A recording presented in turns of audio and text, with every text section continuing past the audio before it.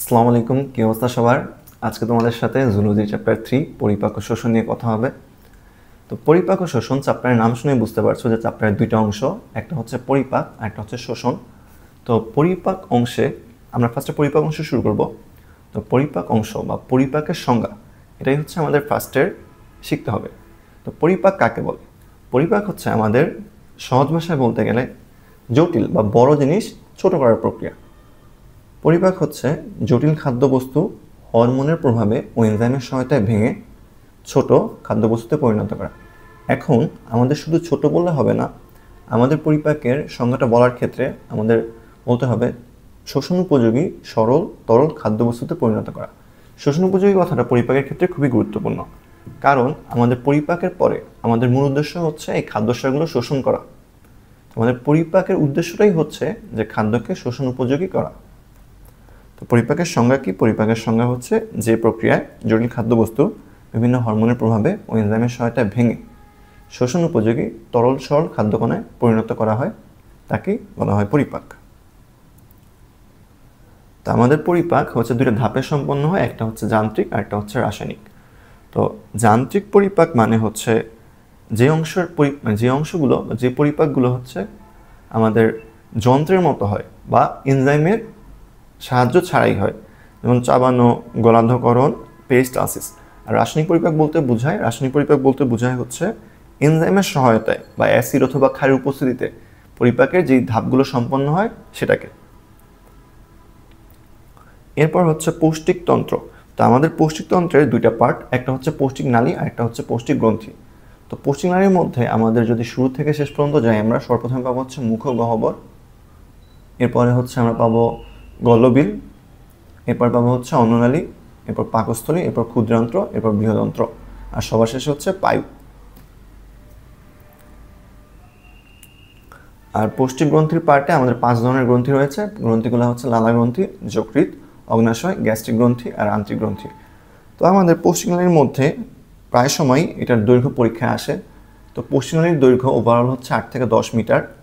আর আমাদের যদি এগুলা ইন্ডিভিজুয়ালি দৈর্ঘ্য বলি, যেমন গলবিলের হচ্ছে 12.5 সেন্টিমিটার, অন্নালীর হচ্ছে 25 সেন্টিমিটার।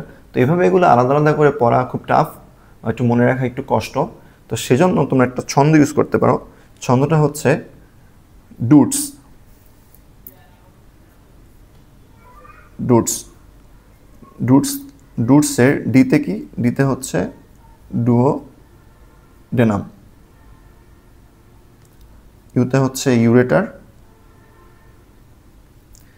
ডিতে হচ্ছে ডিসেন্ডিং কোলন বা হচ্ছে নিম্নগামী কোলন, ইতে হচ্ছে ইসোফেগাস বা অন্ননালী, আর এসে হচ্ছে স্টোমাক। এই অঙ্গগুলোর দৈর্ঘ্য মোটামুটি 25 সেন্টিমিটারের আশেপাশ। তো 25 সেন্টিমিটার। এবার মিলাও যে ডিউডেনাম, এটা দৈর্ঘ্য কতটুকু? ডিউডেনাম বা হচ্ছে অন্ননালী বই দেওয়া হচ্ছে 23 থেকে 25, পাকস্থলীর দৈর্ঘ্য প্রায় 30 দেয়া, এটা 2500 বলা যায়। ডিসেন্ডিং কোলন বা নিম্নগামী কোলন, এটা সামনে আসবে, ওখানে দেখবা 25 সেন্টিমিটার দেয়া। আর হচ্ছে ইউরেটার কিডনি বা বৃক্কের যে চ্যাপ্টার, রেচন চ্যাপ্টার পাবা, ওইটা হচ্ছে 25 সেন্টিমিটার এখানে দেওয়া আছে। আর সবার শেষে সবগুলোই কভার করছি। যাই হোক, পাকস্থলীর হচ্ছে কিছু পার্ট আছে, কার্ডিয়া, ফান্ডাস, দেহ আর হচ্ছে পাইলোরাস। ক্ষুদ্রান্তের 3টা পার্ট। আচ্ছা, ক্ষুদ্রান্তের এই পার্টগুলো থেকে প্রশ্ন হয় আমাদের ক্ষুদ্রান্তের কোনটি অংশ নয়, এরকম প্রশ্ন আসে। আবার বৃহদন্ত্র থেকে আসে হচ্ছে কোনটি বৃহদন্ত্রের অংশ নয়। তো ক্ষুদ্রান্ত্র বৃহদন্ত্রের অংশগুলো জানা জরুরি। ডিউডেনাম, জেজুনাম, ইলিয়াম, এই 3টা হচ্ছে ক্ষুদ্রান্ত্রের অংশ। আর বৃহদন্ত্রের অংশ হচ্ছে সিকাম, কোলন এবং মলাশয়।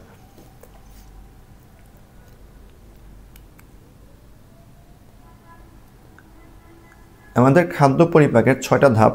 6টা ধাপের মধ্যে ফার্স্ট হচ্ছে খাবার গিলা বা হচ্ছে খাবার গ্রহণ করা, খাদ্য পানি গ্রহণ বা গলাধঃকরণ।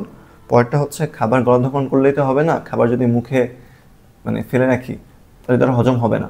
তো এটা খাবার মুখ থেকে যেতে হবে কোথায়? পাকস্থলীতে, অন্ত্রে। তো সেজন্য খাদ্য কীভাবে সঞ্চালন হতে হবে পৌষ্টিক নালীতে। এরপরে হচ্ছে খাদ্যের যান্ত্রিক পরিপাক হবে, এরপর রাসায়নিক পরিপাক হবে, এরপর হচ্ছে খাদ্য শোষণ, আর অবশিষ্ট যে অংশটা আছে সেটা হচ্ছে মলের সাথে বা বর্জ্য পদার্থ হিসেবে নিষ্কাশন হয়ে যাবে। এরপরে আমাদের হচ্ছে সুষম খাদ্য উপাদান বা খাদ্যে আমাদের কয় ধরনের উপাদান রয়েছে। আমাদের খাদ্যে প্রায় 6 ধরনের উপাদান থাকে। এই 6 ধরনের মধ্যে প্রথম 3 ধরনের অর্থাৎ শর্করা, আমিষ, স্নেহ, এই 3 ধরনের খাদ্য উপাদান আমাদের পরিপাক করার প্রয়োজন পড়ে। বাকি 3 ধরনের উপাদান আমরা পরিপাক ছাড়াই শোষণ করতে পারি। সেই 3টা হচ্ছে ভিটামিন, খনিজ লবণ ও পানি। তো শর্করার পরিমাণ, আমাদের শর্করা দৈনিক প্রায় 415 থেকে 600 গ্রাম পরিমাণ গ্রহণ করা উচিত। আমিষ 100 থেকে 150 গ্রাম, স্নেহদ্রব্য 50 থেকে 55 গ্রাম গ্রহণ করা উচিত। শর্করার কাজ তাপশক্তি উৎপাদন, প্রোটিনের কাজ হচ্ছে দেহের বৃদ্ধি, গঠন, ক্ষয়পূরণ। আচ্ছা, আমাদের শরীরে যে মাংস, এই মাংস পুরোটাই তো প্রোটিন দিয়ে তৈরি, তাই না? তো আমরা যখন এক্সারসাইজ করি বা দৈনিক যে পরিশ্রমগুলো করি, কাজ করি, এরপরে আমাদের কি হয়, এইখানে তোমার ক্ষয় হয়। এই ক্ষয়গুলো পূরণ করার জন্য আমাদের কি দরকার? প্রোটিন জাতীয় খাদ্য দরকার। এরপর হচ্ছে স্নেহদ্রব্য। স্নেহদ্রব্য কি করে? স্নেহদ্রব্য হচ্ছে তাপশক্তি উৎপাদন করে, আর স্নেহ থেকে হচ্ছে সর্বাধিক ক্যালোরি পাওয়া যায়, শক্তি। ভিটামিন, খনিজ লবণ, পানি, এগুলো আমাদের পরিপাকের প্রয়োজন পড়ে না। এগুলো হচ্ছে আমাদের ভিটামিন কি? ভিটামিন আমাদের পুষ্টিতে, রোগ প্রতিরোধে সহায়তা করে। পানি হচ্ছে আমাদের দেহের প্রোটোপ্লাজমকে সিক্ত রাখে, আর খনিজ লবণ হচ্ছে স্বাভাবিক বৃদ্ধিতে সাহায্য করে। তো এখান থেকে একবার একটা প্রশ্ন আসছিল যে স্বাভাবিক বৃদ্ধিতে সহায়তা করে কোন উপাদান? খনিজ লবণ। তো এই ছকটা আমরা মোটামুটি ভালো মতো পড়বো, এটা আমাদের জন্য বেশ ইম্পর্টেন্ট। এরপর খাদ্যের যে প্রথম 3টা উপাদান, প্রধান 3টা উপাদান শর্করা, আমিষ, স্নেহ, এই 3টার পরিপাকের জন্য বেশ কিছু এনজাইমের একটা ছক দেওয়া আছে আমাদের বইয়ে। তো শর্করা পরিপাকের যে এনজাইমগুলো, সেগুলোর কমন নাম হচ্ছে অ্যামাইলোলাইটিক এনজাইম। অ্যামাইলোজ মানে হচ্ছে শর্করা, লাইসিস মানে হচ্ছে ভাঙা। তো অ্যামাইলোলাইসিস বা অ্যামাইলোলাইটিক মানে হচ্ছে শর্করা ভাঙে যে এনজাইমগুলো। তো শর্করা ভাঙার এনজাইমগুলোর নাম কি? Ptyalin, amylase, montage, sucrase. এরপর আমিষ ভাঙে কারা? আমিষ ভাঙে হচ্ছে প্রোটিওলাইটিক। প্রোটিও মানে হচ্ছে প্রোটিন, আর লাইসিস মানে হচ্ছে ভাঙা। তো এরকম এনজাইম হচ্ছে পেপসিন, ট্রিপসিন, কাইমোট্রিপসিন। তো নামের শেষে সিন সিন সিন সিন এরকম আছে, তো আমরা এভাবে মনে রাখতে পারি, পেপসিন, ট্রিপসিন, কাইমোট্রিপসিন।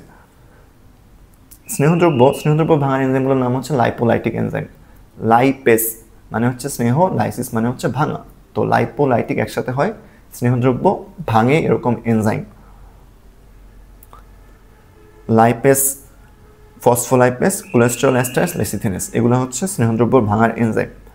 আচ্ছা, এখন আমরা যদি এনজাইমগুলোর নাম একটু ভাঙি, যেমন লাইপেস মানে যে লিপিডের উপর কাজ করে, ফসফোলাইপেস মানে যে ফসফোলিপিডের উপর কাজ করে, কোলেস্টেরল এস্টারেস মানে কি? যে কোলেস্টেরল এস্টারের উপর কাজ করে। তো এই এনজাইমগুলোর নাম সবগুলোই কিন্তু সাবস্ট্রেট বা বিক্রিয়ক থেকে আসছে, প্রোডাক্ট থেকে আসে নাই। তো কোলেস্টেরল এস্টার জিনিসটা কি? কোলেস্টেরল এস্টার হচ্ছে কোলেস্টেরল আর যে কোনো একটা অ্যাসিডের যৌগ। আমরা জানি কোলেস্টেরল অনেকগুলো OH থাকে, তো OH গ্রুপ যখনই অ্যাসিডের COH এর সাথে বিক্রিয়া করে তখন আমাদের এস্টার তৈরি হয়। আর লেসিথিনেস কার উপর কাজ করে? লেসিথিনেস কাজ করে হচ্ছে লেসিথিনের উপর। লেসিথিন এক ধরনের ফসফোলিপিড। আর শর্করা ভাঙলে আমরা সরল উপাদান কি পাবো? সরল উপাদান পাবো হচ্ছে গ্লুকোজ, আমিষ ভাঙলে পাবো অ্যামিনো অ্যাসিড, আর লিপিড ভাঙলে পাবো ফ্যাটি অ্যাসিড ও গ্লিসারল। আচ্ছা, এখন আমরা পার্টে পরিপাক চলে যাই, যে মুখের পরিপাক, পাকস্থলীতে পরিপাক, এরপর হচ্ছে অন্ত্রের পরিপাক। তো আজকের ভিডিওতে মুখ আর পাকস্থলী পর্যন্তই থাকবে, আগামী ভিডিওতে থাকবে হচ্ছে অন্ত্রের পরিপাক। তো মুখের পরিপাক হচ্ছে 2 ভাগে ভাগ হয়, একটা হচ্ছে যান্ত্রিক আর একটা হচ্ছে রাসায়নিক পরিপাক। তো যান্ত্রিক পরিপাকের অংশগুলো হচ্ছে লালাক্ষরণ, দাঁতের সাহায্যে চাবানো, জিহ্বার সাহায্যে হচ্ছে খাবারের নাড়াচাড়া। এসব করার ফলে যে খাবারের একটা মিক্স হয় বা একটা পাকমণ্ড হয়, ওটাকে বলা হয় বোলাস। আর এখানে এপিগ্লটিস। আচ্ছা, এপিগ্লটিস জিনিসটা কি? এপিগ্লটিস হচ্ছে আমাদের ষড়যন্ত্রের ঢাকনা। তো আমরা যখন খাবার খাই, আমাদের খাবার যেন ষড়যন্ত্রে ঢুকে না পড়ে, খাবার যেন অন্ননালীতেই যায়, সেজন্য আমাদের ষড়যন্ত্রের উপর একটা ঢাকনা থাকে। এই ঢাকনাটার নাম হচ্ছে এপিগ্লটিস। তো এপি মানে হচ্ছে উপর, গ্লট মানে হচ্ছে গলা। তো এভাবে আমরা মনে রাখতে পারি, এপিগ্লটিস হচ্ছে ষড়যন্ত্রের উপরের ঢাকনা।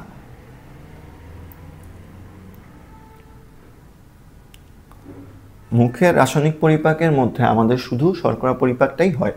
মুখে আমিষ আর স্নেহ পরিপাকের কোনো এনজাইম থাকে না, সুতরাং মুখে আমাদের শুধু শর্করাই পরিপাক হবে। শর্করার মধ্যে যেটা জটিল শর্করা, সেটা হচ্ছে টাইলিন এনজাইমের উপস্থিতিতে মল্টোজে পরিণত হবে, আর মল্টেজ এনজাইমের উপস্থিতিতে গ্লুকোজে পরিণত হবে। আমরা জানি মল্টোজ হচ্ছে একটা ডাইস্যাকারাইড, 2 অণু গ্লুকোজ মিলে মল্টোজ তৈরি হয়। যদি মল্টোজ ভাঙে তাহলে 2 অণু গ্লুকোজ পাওয়া যাবে। এখন কথা হচ্ছে আমাদের মুখে মল্টেজ এনজাইমটার পরিমাণ খুবই কম থাকে, তো সেক্ষেত্রে আমাদের মুখে তেমন পরিমাণ গ্লুকোজ তৈরি হয় না। আমাদের মুখে জটিল শর্করা মল্টোজ পর্যন্ত ভাঙে, এরপর বাকি পরিপাক যেটা আছে সেটা বেশিরভাগ আমাদের অন্ত্রেই হয়।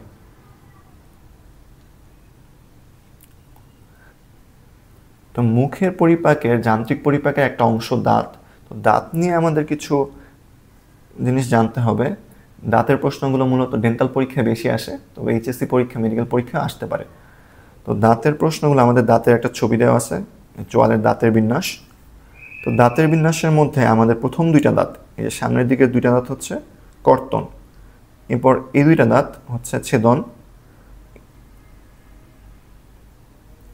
সামনের দিকে এই পাশে 2টা, এই পাশে 2টা, 4টা দাঁত হচ্ছে কর্তন, এই 2টা চোখা দাঁত হচ্ছে ছেদন, এই 2টা দাঁত হচ্ছে অগ্রপেশন, ডান পাশে 2টা, বাম পাশে 2টা, আর পিছনে 3টা হচ্ছে পেশন।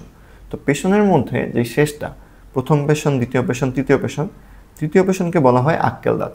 তৃতীয় পেশন হচ্ছে একটা নির্দিষ্ট বয়সের পর উঠে, মানে বলতে গেলে হচ্ছে আমাদের যেই বয়সের পর আক্কেল হয়, এর জন্য ওই বয়সের পর এই দাঁতটা উঠে দেখে এটাকে আক্কেল দাঁত বলা হয়, বা এটাকে ইংলিশে বলে উইজডম টিথ। তো একটা বয়স পরে যেমন মানুষের 17, 18, 19, 20 বছর বয়সে হচ্ছে মোটামুটি জ্ঞান বা প্রজ্ঞা বা উইজডম হয়ে যায়, তো সেই বয়সে এই দাঁতটা উঠে বলে এই দাঁতটার নাম দেওয়া হয়েছে আক্কেল দাঁত। তো তৃতীয় মোলার দাঁত যে কথা, আক্কেল দাঁতও সেই সেম কথাই। আমাদের দাঁতের এই সংখ্যাগুলোকে দন্ত সংকেতের সাহায্যে প্রকাশ করা যায়। তো দন্ত সংকেত একজন প্রাপ্তবয়স্ক মানুষের ক্ষেত্রে হচ্ছে ICPM, আমরা মনে রাখবো ICPM দিব, নিচে একটা দাগ দিব, এরপর আবার ICPM লিখব, ICPM লেখার পরে 21, 23, নিচেও 21, 23 দিব। এর মানে হচ্ছে আমরা যদি আমাদের দেহকে সমান 2 ভাগে ভাগ করি, তাহলে যে কোনো এক ভাগের উপরে, এই দাগটার উপরে হচ্ছে বোঝায় উপরে, যে কোনো এক ভাগের উপরে, আর দাগটার নিচে হচ্ছে যে কোনো এক ভাগের নিচে কয়টা করে দাঁত থাকবে। যেমন এই যদি আমাদের দেহটাকে আমরা অর্ধেক ভাগে ভাগ করি, এরপরে এই ভাগে নিচের দিকে থাকবে 2টা ইনসিসর দাঁত বা হচ্ছে আই বা কর্তন দাঁত, একটা থাকবে ছেদন দাঁত, 2টা থাকবে অগ্রপেশন, আর 3টা থাকবে পেশন। সেমভাবে নিচের চোয়ালেও সামনে 2টা থাকবে হচ্ছে কর্তন বা হচ্ছে ইনসিসর, একটা থাকবে হচ্ছে ছেদন, 2টা থাকবে অগ্রপেশন, আর 3টা থাকবে হচ্ছে পেশন। তো এর জন্য দন্ত সংকেতটা হচ্ছে 21, 23। তবে শিশুদের ক্ষেত্রে বা যাদের বয়স কম, তাদের ক্ষেত্রে দন্ত সংকেতটা হচ্ছে ICPM, আবার নিচে দিব ICPM 21, 02, 21, 02। অর্থাৎ শিশুদের প্রিমোলার দাঁত থাকে না। এটা কিন্তু এমসিকিউ পরীক্ষায়, মানে এমসিকিউ প্রশ্নে প্রায়ই আসে যে শিশুদের কোন ধরনের দাঁত থাকে না। শিশুদের প্রিমোলার দাঁত থাকে না। জিহ্বার মধ্যে বেশ কিছু স্বাদকুড়ি থাকে। তো এই স্বাদকুড়িগুলো হচ্ছে বিভিন্ন ধরনের স্বাদ গ্রহণ করতে পারে। যেমন জিহ্বার সামনের দিকে থাকে মিষ্টি স্বাদের জন্য স্বাদকুড়ি, অগ্রপার্শ্বে থাকে হচ্ছে লবণাক্ত স্বাদের জন্য, পশ্চাৎ পার্শ্বপার্শ্বে থাকে হচ্ছে অম্ল বা টক স্বাদের জন্য, আর একদম পিছনে থাকে হচ্ছে তিক্ত স্বাদের জন্য স্বাদকুড়ি, আর মাঝখানে থাকে হচ্ছে সুস্বাদ বা এটাকে ইংরেজিতে বলে উমামি স্বাদের জন্য স্বাদকুড়ি। তো আমরা লক্ষ্য করলে দেখব ঝাল স্বাদের জন্য কোনো স্বাদকুড়ি নেই। ঝাল আমাদের কি করে, ঝাল আমাদের হচ্ছে জিহ্বায় ইরিটেশন ঘটায়। পাকস্থলীতে খাদ্য পরিপাক। পাকস্থলীতে খাদ্য পরিপাকের আগে পাকস্থলীর গঠন নিয়ে একটু আলোচনা করা যাক। পাকস্থলীর গঠনে হচ্ছে কার্ডিয়া, ফান্ডাস, দেহ, পাইলোরাস, এই কয়টা অংশ থাকে। তো কার্ডিয়া জিনিসটা কি? কার্ডিয়া হচ্ছে যে অংশে অন্নালী শেষ হয় আর পাকস্থলী শুরু হয়, সেই অংশটাকে বলা হচ্ছে কার্ডিয়া। তো কার্ডিয়াক অংশে একটা দরজার মতো থাকে যেটাকে বলা হচ্ছে কার্ডিয়াক স্ফিংটার। এই স্ফিংটারটা হচ্ছে পাকস্থলীতে খাদ্য আসা নিয়ন্ত্রণ করে। তো কার্ডিয়া অঞ্চলে কি থাকে? Cardiac sphincter. তো স্ফিংটারকে আমরা দরজার মতো কল্পনা করতে পারি বা দরজার সাথে চিন্তা করতে পারি। ফান্ডাস মানে কি? ফান্ডাস মানে হচ্ছে এই গম্বুজাকার বা এই উঁচু অংশটা। ফান্ডাসে ফান্ডিক গ্যাস জমা থাকে, সৃষ্ট গ্যাস। এই গ্যাসটাকে বলা হচ্ছে ফান্ডিক গ্যাস। এরপর হচ্ছে পাকস্থলীর মেইন অংশ বা দেহ, যেখানে পরিপাক হয়। আর নিচের দিকে হচ্ছে অ্যান্ট্রাম, অ্যান্ট্রামের শেষে হচ্ছে পাইলোরাস। তো আচ্ছা, পাকস্থলী যে শুরুর দিকের অংশ, এটাকে কার্ডিয়া বলে কেন? কারণ এটা হচ্ছে হার্টের খুব কাছাকাছি থাকে। তো আমরা জানি হার্টের আরেকটা নাম হচ্ছে কার্ডিয়া বা কার্ডিয়াক। তো সেক্ষেত্রে এই যে অংশটার নাম দেওয়া হয়েছে কার্ডিয়া। পাইলোরাসে সেম একইভাবে আরেকটা দরজা থাকে যেটার নাম হচ্ছে পাইলোরিক স্ফিংটার। তাহলে আমরা পাকস্থলীতে দুইটা স্ফিংটার পাইলাম, একটা হচ্ছে প্রবেশ পথ আর একটা হচ্ছে বের হওয়ার পথ। তো প্রবেশ পথটার নাম কি? Cardiac sphincter. আর বের হওয়ার পথটার নাম হচ্ছে পাইলোরিক স্ফিংটার। তো এরপর পাকস্থলীর পরিপাককে আমরা দুই ভাগে ভাগ করতে পারি, একটা হচ্ছে যান্ত্রিক আর একটা হচ্ছে রাসায়নিক। তো যান্ত্রিক পরিপাকটা কী করে? পাকস্থলীর গায়ে যে পেশিটা আছে, ওই পেশির হচ্ছে তিনটা লেয়ার থাকে। একটা হচ্ছে লম্বালম্বী বা লঙ্গিটিউডিনাল, একটা হচ্ছে সার্কুলার, একটা হচ্ছে অবলিক।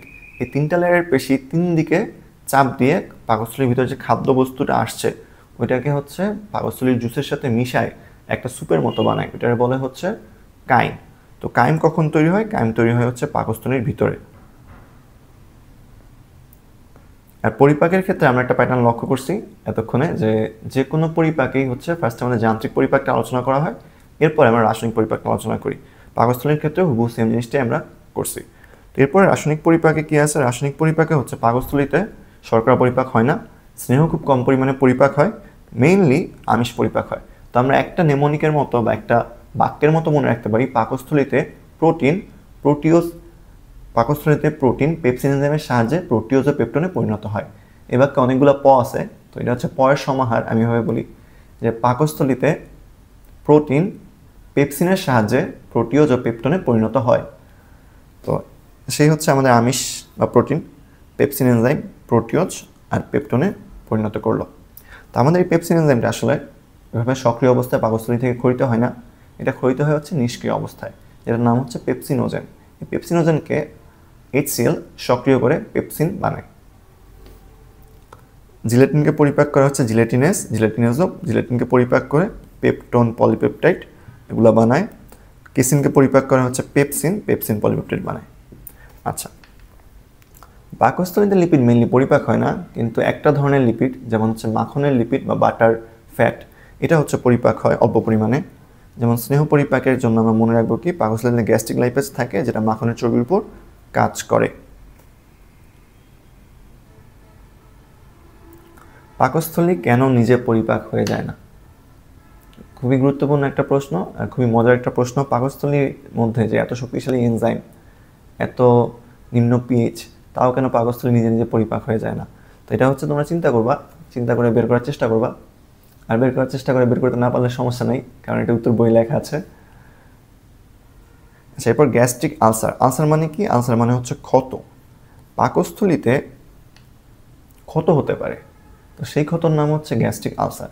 এই ক্ষত হওয়ার মেইন দুইটা কারণ হচ্ছে একটা হচ্ছে হেলিকোব্যাক্টার পাইলোরি বা এইচ পাইলোরি ব্যাকটেরিয়ার সংক্রমণ, আরেকটা হচ্ছে NSAID। তো NSAID জিনিসটা কি? NSAID হচ্ছে non steroidal anti inflammatory drug, বা হচ্ছে সহজ ভাষায় বলতে গেলে ব্যথানাশক ওষুধ। তো ব্যথানাশক ওষুধের দীর্ঘদিন ব্যবহারের ফলে পাকস্থলীতে গ্যাস্ট্রিক আলসার হওয়ার সম্ভাবনা বাড়ে।